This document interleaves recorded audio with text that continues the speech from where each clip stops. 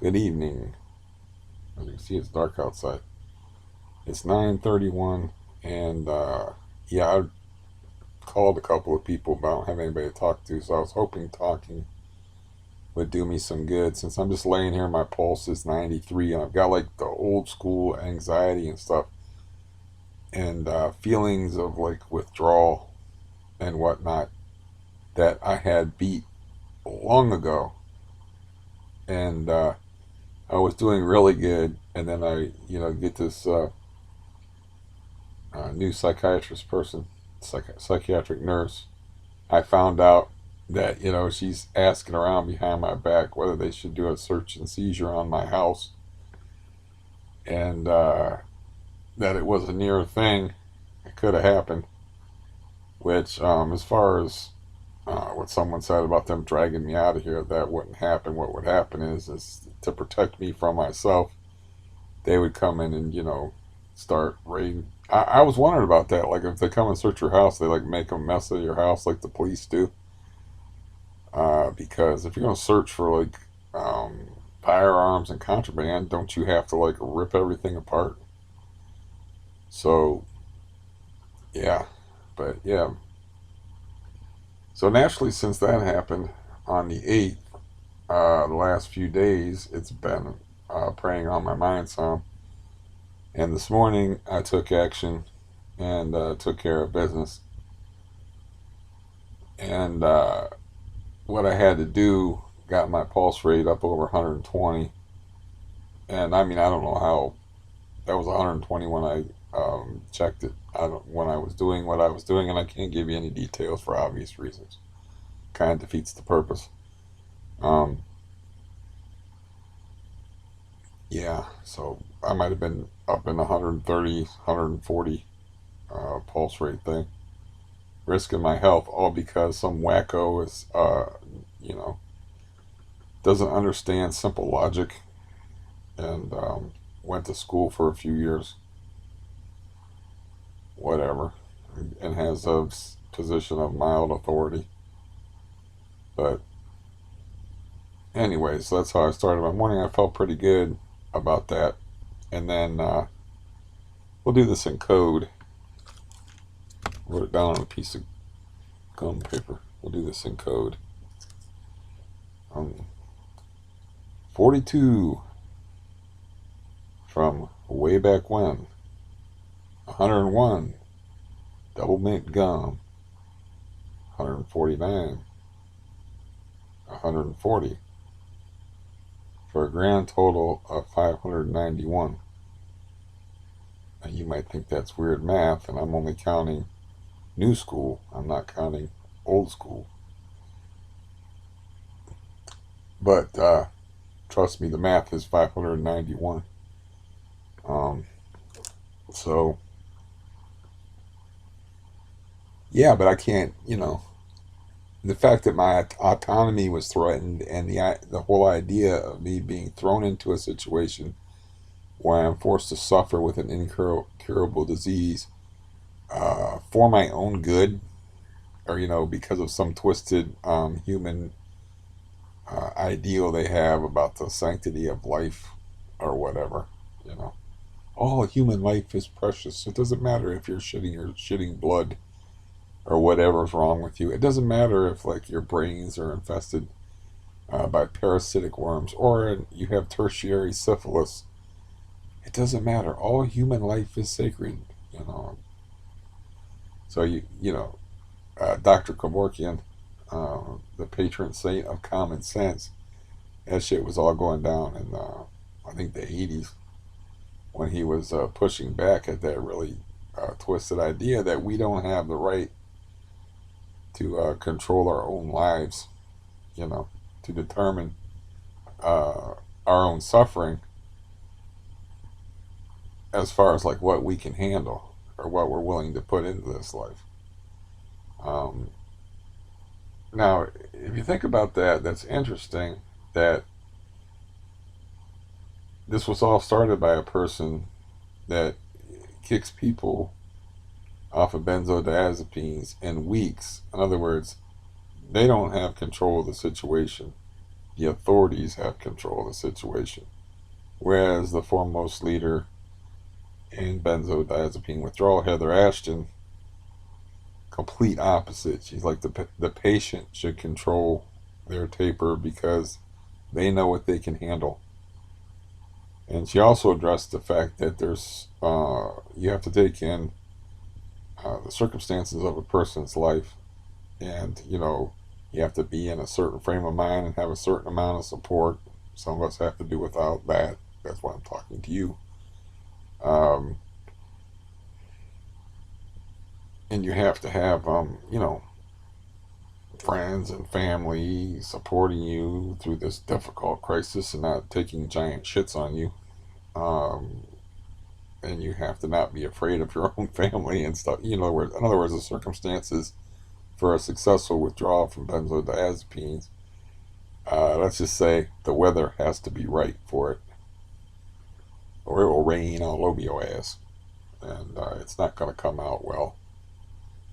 For instance, like when I was forced into a mandatory 50% reduction, I was actually doing pretty good. I mean, I suffered badly, believe me, for 2 weeks. But then I was able to score some illegal volume off the street, and took that for a while. And then I was down to like a quarter milligram of Xanax a day, and I wasn't, feeling like skipping and jumping and picking flowers, but I was managing. And the problem was I did not get to pick the time for that to happen. So this guy decides to he picks the time for me. Again, they have control, you don't.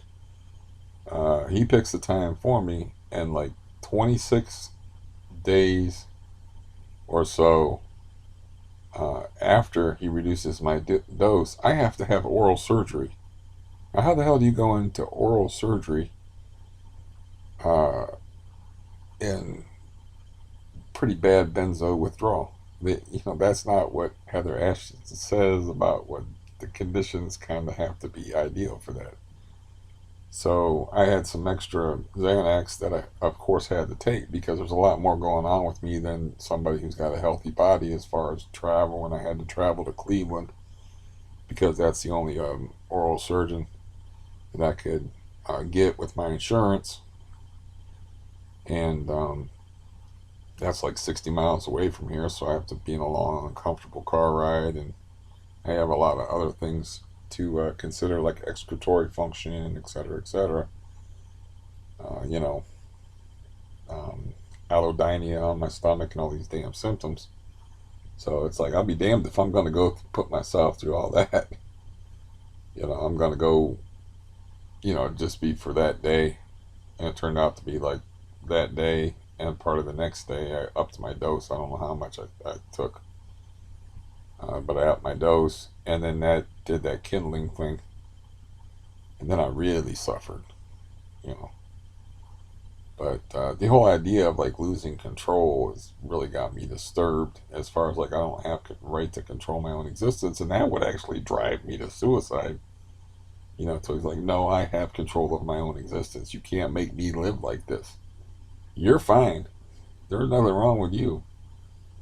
Yeah, your legs aren't bent and twisted. You don't have a chronic pain generating disease rated the highest and most terrible by the AMA. Yeah, you have more vertebrae than I do and more ribs than I do, and you don't have a metal rod in your back, and your spine is infused. And yeah, you don't have neuropathy, and you don't have this, and you don't have that. And you're going to tell me uh, how much I can take and how to live, and you're going to make these decisions for me. That's why, like, the last video is aptly titled with the word autonomy in there, because that's what it's all about. Do I have control of my own life, and can I make decisions for myself? Uh, According to the medical community and the psychiatric community, the answer to that is no. Uh, this guy that's in jail now for raping an 11-year-old that reduced me 50%. We didn't have a conversation about it. I walked out of his office and I looked at my script and I was going down in the elevator. It was like the scene in Angel Heart with Mickey Rourke when he was going down in the elevator, symbolically going down to hell as Robert De Niro's Satan reclaimed his soul. Because I'm looking at the script and I'm like, oh, this could be really bad. And I'm kind of like in a daze walking out to the parking lot. And we didn't even have a conversation about it. He didn't even say, like, yeah, I'm going to lower your dose. I just went in there and picked up my prescription, and he just decided, well, let's write it for half. And it wasn't a mistake. I asked him about it. Believe me, I went back in there a couple of times, and I told him, like, yeah, I'm not hanging too good at this dose. And he's like, well, we want to keep it there. And then later on, he raised the dose back up, and then arbitrarily. Later on, I didn't even ask him to when he raised my dose back up. And he, kept me at twice as much, long enough to get me acclimated to twice as much, and then dropped me back off all over again. But that time, I was a little bit smarter. I had already knew the score, and had stockpiled some, and it was still bad, but it wasn't as bad as the first time, where I'm staring at plants trying to hypnotize myself.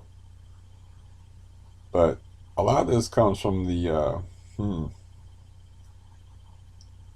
religious ethics involving your life is not your own.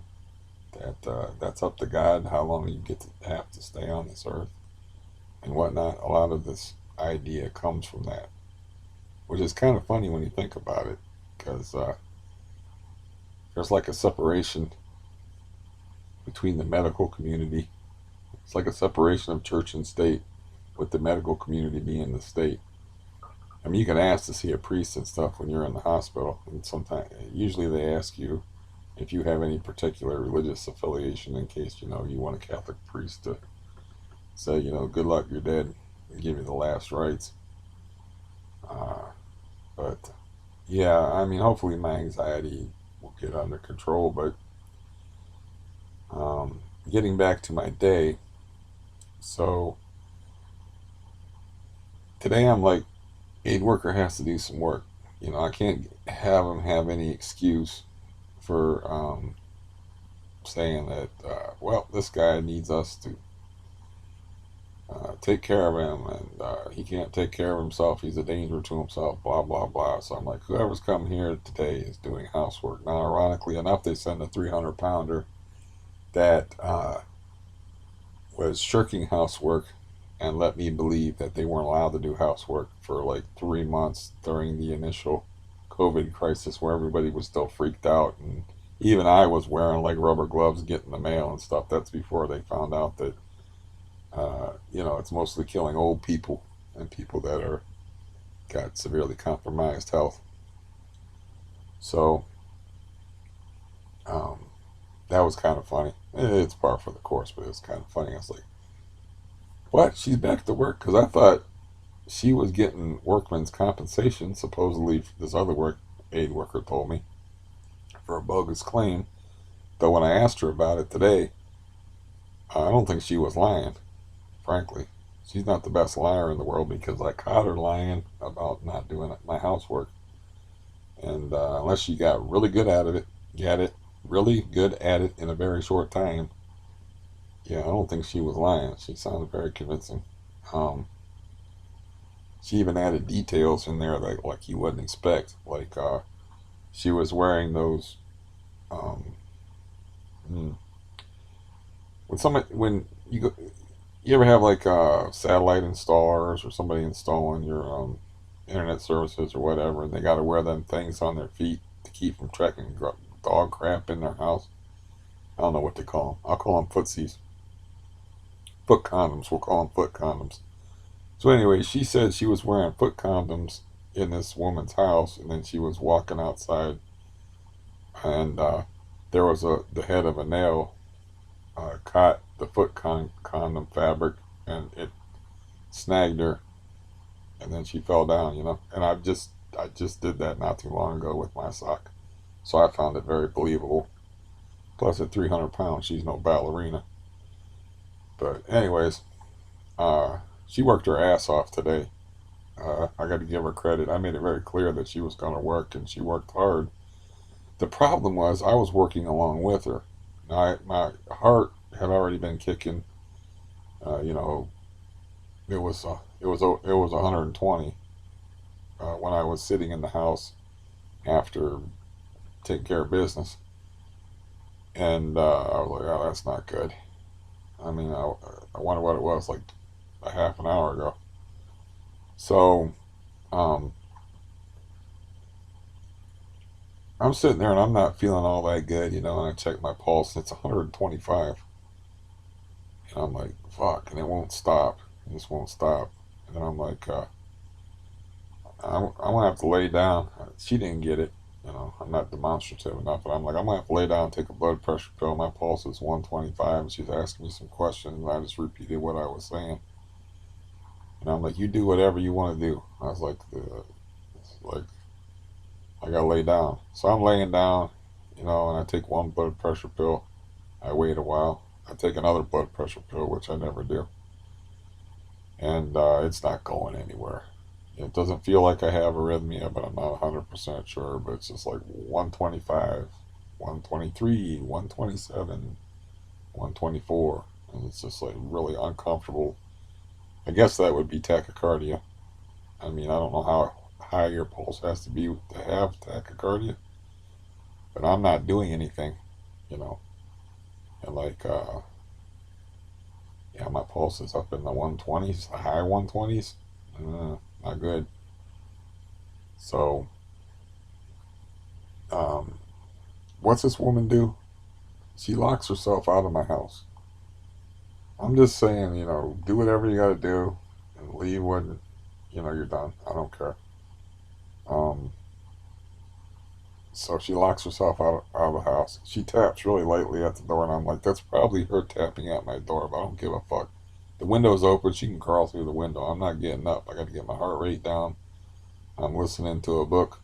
H.G. Wells, The War of the Worlds, playing uh, Hearts or Free Cell or something on the computer, just like trying to take my mind off of it. So, you know, this combination anxiety attack overexertion thing I got going on that's making me have tachycardia, which, by the way, I also haven't had in a very long time. Not like that. I mean, I have increased pulse rate, but not like that. That's like that's your heart's hammering pretty good at 125 beats a minute. So I'm just laying here and I'm like, man, how long is this gonna stop? Or how long is this gonna go? And I get a call from the office and they're like, your aide worker locked herself out when she was doing your garbage. I'm like, I gotta actually get up and exert myself and walk on my sore knee and walk to the door. I'm trying to like calm down and answer the door. And I opened the door and she was like, I'm sorry about locking myself out. I'm like, that's okay. You didn't do it on purpose unless you're trying to kill me. And I don't know what she said in response to that. I wasn't really listening. And I was like, well, I'm going to go back in here and lay down. And she said, do you want me to just finish up and leave? And I'm like, yeah. And I had already signed her paper earlier when I was like, fuck this. I'm out of here. But all I did was like pick up some stuff in here and pick up some stuff out there and kind of like worked along with her a little bit. You know, it wasn't really nothing major. I think it was a holdover from the morning. I don't know. Plus the anxiety. But it's like, thanks a lot, man. You mental health people are supposed to help me. You're not supposed to fucking terrorize me. You're supposed to fucking help me. You know. And things were going pretty well in comparison as far as my heart before then. So yeah, that's upsetting. And then to make things worse, you know, I take an afternoon dose of Valium and I take double the metoprolol, and I wake up to horrendous noise, and I'm like, what the fuck? And I'm like, it sounds like there's people rolling all over the floor and shit. I'm like, is that lady with her dog? I'm like, nah, that's new tenants, because the landlord was here yesterday, And I don't know what he was doing. I mean, like, I didn't really hear anybody move out, but apparently there's new tenants. I looked out the window and I saw a new vehicle, and I saw a little kid I was hearing yelling up there. And I was like, well, they're moving in. Hopefully, this won't be another fucking nightmare where I have horrible drug dealing neighbors or just horrible loud domestic abuse or just loud, uncouth people for neighbors. It's really quiet now because nobody's here. They haven't really moved in yet. They were just moving stuff in, I think, yesterday. So, with all the heart trouble, I just took a peek out there. I didn't even like take a peek out there to look at them. I just took a peek because I happened to have to be out there. And I was like, oh, okay. And yeah, so I thought I was. Well, I swear to God, I thought I heard her coughing up there, but I haven't really been paying attention to what's going on, and I was like, man, I missed my chance because I have enough money I can rent that place out and keep it empty, and still have enough money to move out of here, you know. And it's like I'm hearing water running constantly all day too, and I'm like, oh, you stupid idiot, you haven't been hearing water running up there. You're hearing somebody cough, but maybe it's the ghost of Stampy. You're not hearing her walking around, and I'm not on a speaking relationship with my landlord, so I'm like, oh, I probably fucked that up. But I thought about it, and I was like, I'm on like a month-to-month lease just because the guy bought the building. I was already living here, and that's just the arrangement that I had with the previous owner of the building, and he just kept it. Plus, he knows me and knows like I'm the ideal tenant. But probably for me to rent that out, I'd have to, sign a year's lease. I mean, I was actually, um, I guess she would be a second cousin, but a second cousin moved in one of the apartments upstairs, and they had a year lease that they broke because they had to live next door to Stampy. And I guess she's even louder if you live next door to her, as opposed to like living underneath her. So she just went ahead and broke the lease and just skipped town. And that's when the um, other relative of mine, the pocket-sized maniac, took over the apartment. Like she was dumb enough to let him in there, but she was going to leave anyway. I got that impression that she was going to leave anyway. But he needed a place to go, and I don't know if she maybe needed help with the bills. Not in their business, but I remember the day that he threw her out of her own apartment when her name's on the lease. And it was because he started singing to her, "Hit the road, Jack, and don't come back no more, no more, no more." And of course, my landlord, all he cares about is getting paid. So he was up there, and he didn't have any electricity for a long time, and was just getting drunk as fuck with a bunch of candles burning in his house. Real comfortable situation to have. And I talked about him before. He had nothing but that place that he stole, a bunch of candles, a lighter, and he didn't have a job, but he was a veteran, so he was getting some veteran benefits. And he would just sit out on his porch, and he didn't have electricity, so he would be charging his phone. Then he would walk down to the Arby's and recharge his phone and come back and sit out on the porch and drink up whatever money he could scrounge. And I felt bad for him and got involved in his nonsense, which, that's what you get for being a nice guy. No good deed goes unpunished. So, yeah. So, right now, as far as I'm concerned, um, tomorrow's another day.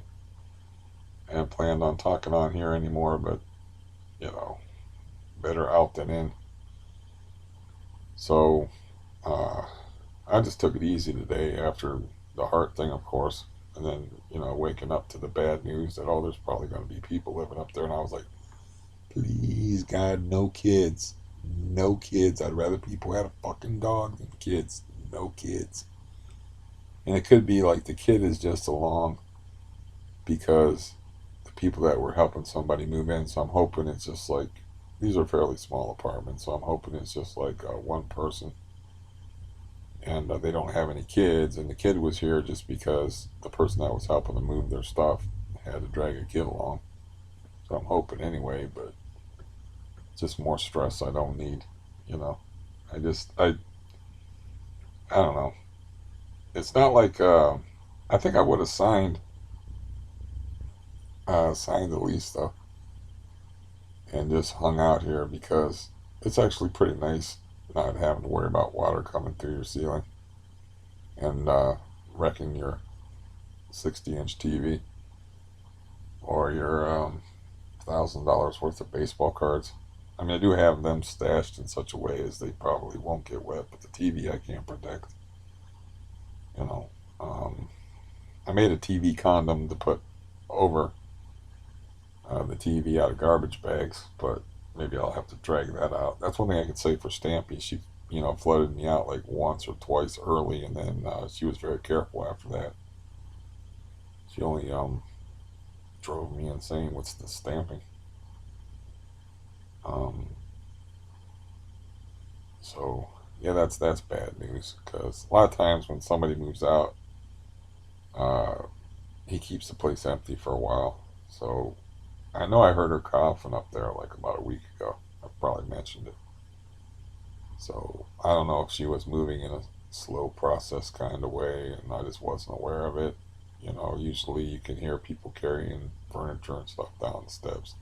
Or maybe she's getting put in a nursing home. Who knows? Um, she wasn't in the best of shape, that's for sure.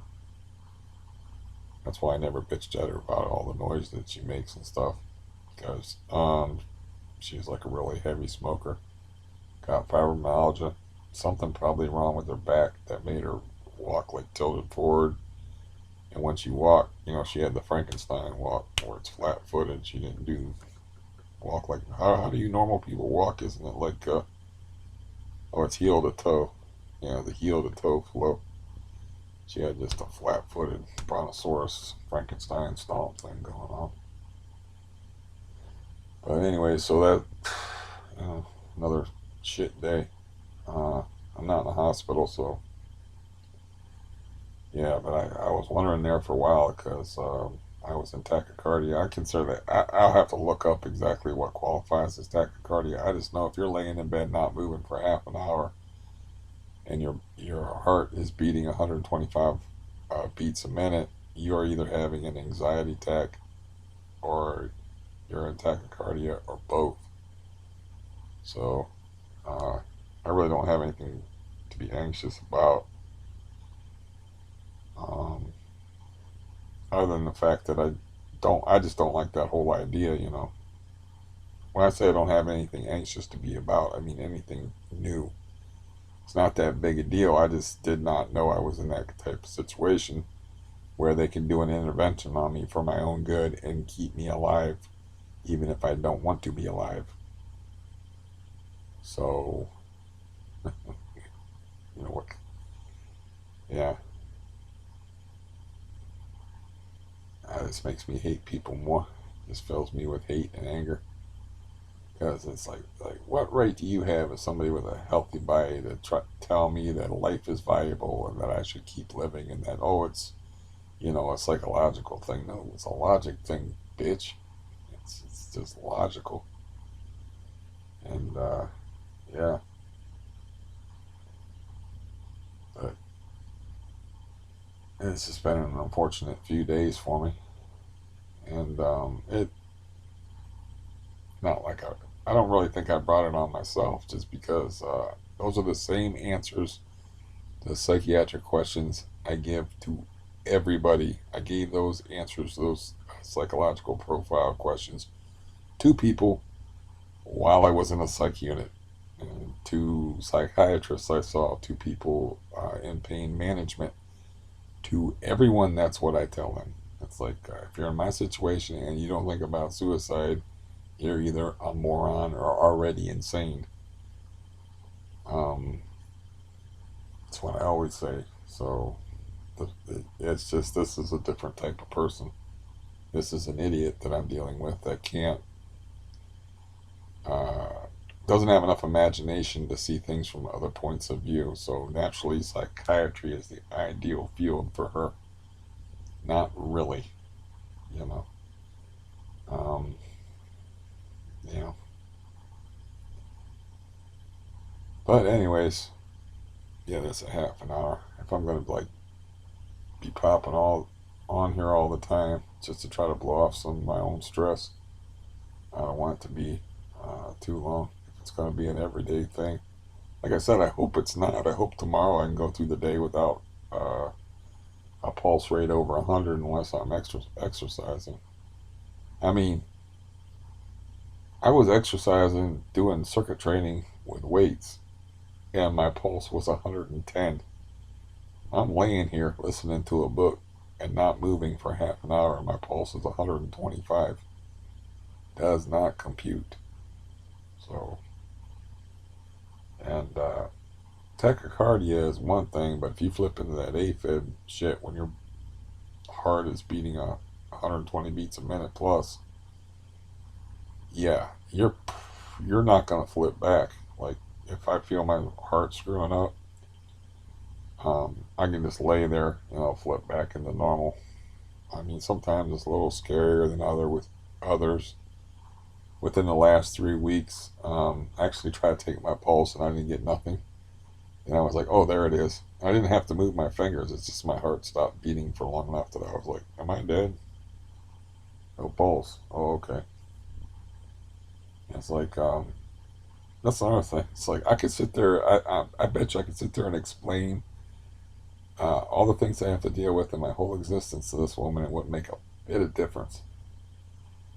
You know, it wouldn't make a bit of difference.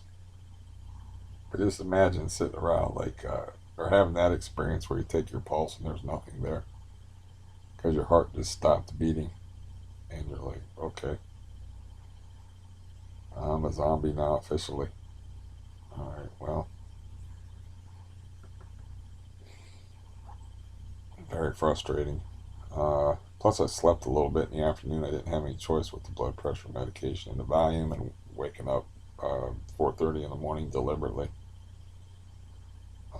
And plus, I've been taking increased Valium, so they've actually the psychiatric community has actually affected my taper negatively because they put me under more stress. Which to cope with the stress, I've had to take more Valium. You know, your heart gets like that. You get that anxiety and shit. That is what benzodiazepines are for. Let's see what I took today. Um, my usual dose is 5 milligrams. I took 7.5 milligrams today. I don't know if I'll take any more today or not, but you don't want to go past a couple of days hiking up your dose like that. You know, I mean, Valium is not Xanax. In other words, like with the Xanax, when I was talking about earlier, when I had the oral surgery, I just hiked it up for like a day and a half, maybe 2 days, and next thing I know, I'm kindled. I don't know if you know, that's because of the difference in half life. You have a 12-hour half life with that Xanax. You have a 40-hour half life with Valium. But anyways, they can do whatever as far as I'm not never talking to that psychiatric nurse again. I just won't make an appointment with her, and if my case manager asks me about it, it's like, well, I'm not getting any medications anyway, and I'm getting counseling. I don't really need to see her. Or if that's not satisfactory, I'll say, well, set me up with somebody at this Phoenix Rising place, which apparently they prescribe benzos anyway, so they have a more lax attitude about the whole thing. Um, but that's another thing. It's like my case managers, I've been letting her slide. I noticed that about people. It's like we're all the same. We want to do as less work, as least amount of work as possible that we can get away with. So I haven't been asking her about, like, I keep asking her about checking for housing for me. Now that I'll be more motivated now that I got people living over top of me. And stimulus check is uh, on the way that's going to get signed, or Biden's going to sign that shit tomorrow, I think. So that's going to give me $3,200 in the bank, and then I don't have to pay any rent next month. So I could actually move at any time. I just have to find an appropriate place to move, so where I don't have to deal with a landlord that just rents to anybody. Uh, he's more than willing to turn a squatter into a tenant. I've seen him try to do that. I've seen him do it once successfully with the Pocket Maniac, and he tried to do that with the meth kingpin guy, but they weren't coming up off of no cash. They had habits to feed, and he wasn't the one staying here. The meth kingpin guy, he had like a girl that he was banging that lived upstairs. She was like, I forget her name. It's funny how I forget her name now. Like as soon as the video's over, I'll remember that. Or I'll remember it. That's not so funny because it's probably an aspect of benzodiazepines. That uh, lack of mental acuity. That I used to pride myself on my mental sharpness.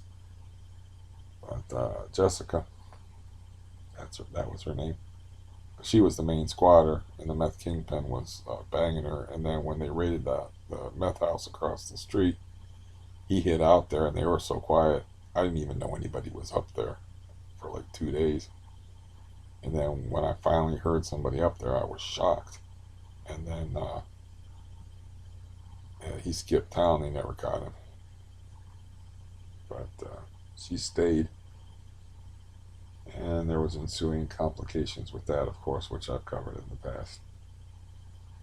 But yeah, my room needs cleaned up pretty bad. That's what I started doing today. And I was cleaning some stuff up out there. Unfortunately, like I said, I got the big girl to work her ass off today, and she did a lot of housework for an hour and a half. She didn't get the bathroom, but she got everything else. And but she's got like a doctor's permission where she doesn't have to lift anything heavy, and it's at her discretion. So I had some stuff I wanted to throw out, and I'm like, I'm not even gonna ask. I had like the old parts to my electric bike, the wheels, front wheel with the motor, and it's real heavy, and it's got lead acid batteries. So I got it all disassembled. I had it disassembled, and it wasn't that easy to take apart for my nephew, but family. Family. So tomorrow's another day. We'll see how that goes. And yeah, see if I can get some exercise in tomorrow, or if it's going to be another day where I just have to try to relax and just be glad I'm not in the hospital from stress, tachycardia, or some kind of heart problems. I don't know if they understand this or not, but you know what the main thing they tell you to do when you have a heart condition? Avoid stress. Yeah. So they just heaped a bunch of stress on me. Um, I just chalk it up to you can chalk it up to my own ignorance if you want. But I think I believe Cindy used the expression in the system. But I guess anytime you're seeing a mental health person, you're in the system. I'm trying to call my cop friend today to talk to him about it. But really, I don't need to because, you know, I already know from talking to my case manager that the psychiatric nurse was talking behind my back to the case manager about whether we need to have somebody come in here to search the place for firearms and extra pills. So that pretty much answers my question. But as far as the logistics, how long it takes, and whose discretion it's up to, or like, you have to get judges involved, you have to get a court order and all that stuff. I could find all that out from my cop friend, but I waited too long to call him, and he didn't call me back. It's too busy having 125 pulse. I didn't feel like calling nobody. Um, but yeah, that's something that they had. I wrote a post about this. I might as well talk about it. But it's I don't know if they have it anymore because my friend retired from the police force like oh, I don't know how long ago, but he was a regular uniformed officer, policeman for 30 years, and then he worked security at Walsh University for some years after that. So he was in law enforcement for about 40 years, and they used to have something that they called pink slipping, which a policeman could declare you mentally unfit or mentally unstable and write you a pink slip. I guess they called it. He just said it was called pink slipping. Now, whether they actually wrote it on a pink piece of paper, I don't know. But they could, in other words, a cop could take away your freedom for 72 hours and take you to a psychiatric type facility like a crisis center or something like that and take away your freedom for 3 days at their discretion in Canton, Ohio. Now, he told a funny story where he had a cop that he was working with that hated him. Unfortunately, I'm losing my voice again, but this cop hated him. This cop was always giving him shit. So, and there was some personal conflict or whatever that. But he was always going in there and going to the police chief guy and complaining and complaining. And the police chief guy got fed up and he was like, listen, you come in here one more time complaining about Johnson, I'm going to pink slip your ass. He's telling the cop he was going to take away his freedom for 3 days and declare him mentally incompetent.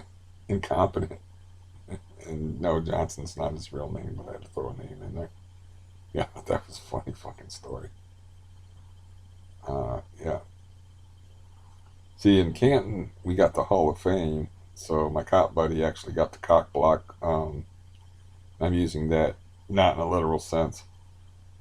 Troy Aikman at the Hall of Fame because they have the Hall of Fame ceremonies and they have different tiers of Hall of Famers. Now, uh, Troy Aikman was a newer Hall of Famer, and they had like this fancy ass room with this fancy ass food in there for like the long time Hall of Famer alumni, and you had to have a certain badge on your yellow jacket and shit during the Canton Pro Football Hall of Fame ceremonies. And my friend was working security, and his job was to guard the jumbo shrimp. So he's guarding the fancy food. He's guarding the truffles and the jumbo shrimp and the I don't I'm poor. These are the best I can come up with. Uh, yeah, the fine Swiss chocolates and whatnot. And Troy Aikman's like, yeah, man, can you move? He's like, no. And he's like, I just want to go in there and grab a plate. And he goes, you can't do that, Mr. Aikman. And he's like, well, why not? And he's like, I understand who you are, but you don't have the right pin on your uniform, and you're not allowed to go in there. And he goes, you know who I am? Yeah, you're Mr. Aikman. And he's thinking to himself, yeah, I just said your fucking name. And he was like, I'm sorry, Mr. Aikman, but no jumbo shrimp for you, and no truffles and fine chocolates. And Aikman had to walk away.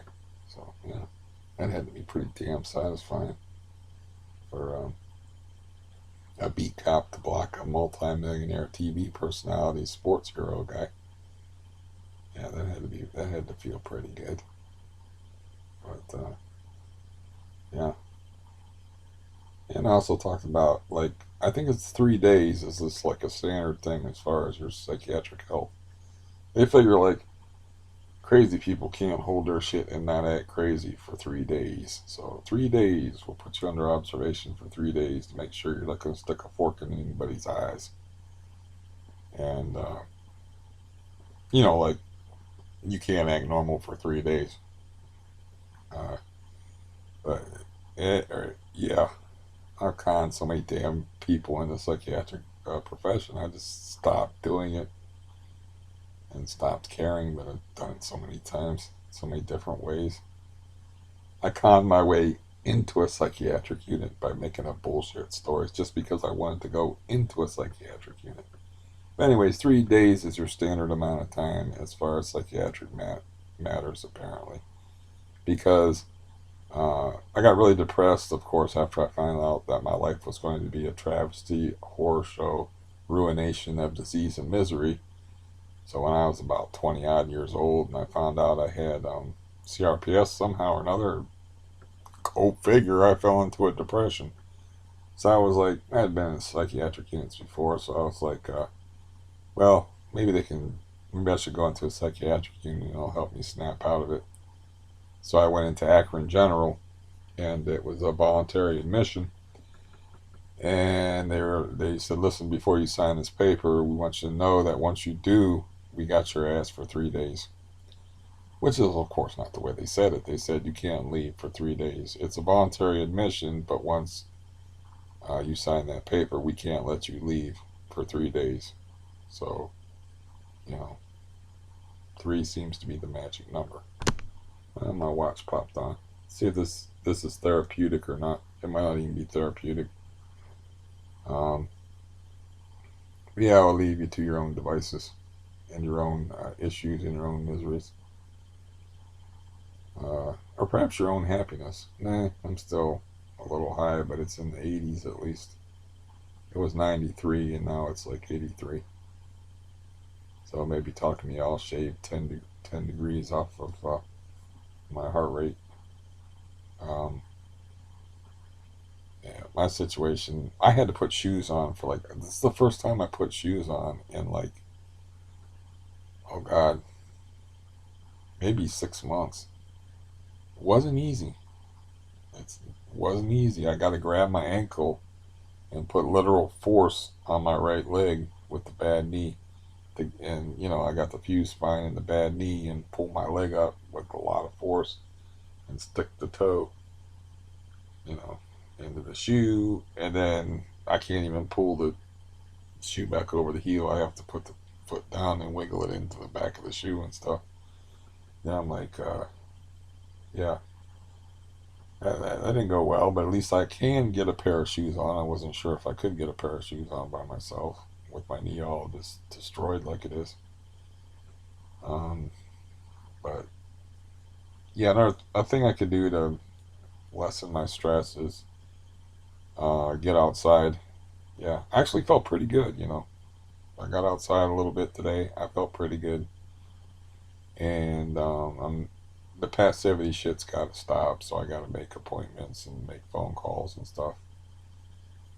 And well, today really was a productive day. It's just I'm under a lot of anxiety with this new information that I have and these new pressures that I have. But I actually made somebody do their job. So hey, you she snapped too. Yep. And so today wasn't a total waste. It's just a bad heart day. And that's why I'm telling anybody that listens, man, take care of your heart. Once your heart's fucked, your life's never the same. Once you've had a heart problem, you're never going to be the same again. Uh, it's going to be a ghost that haunts you for the rest of your life. Um, which is unfortunate, but tomorrow's another day. And we'll see how that goes. And I'm still hoping to give you the chance to miss me. But in the meantime, goodbye. I'll talk to you when it becomes necessary. Adios.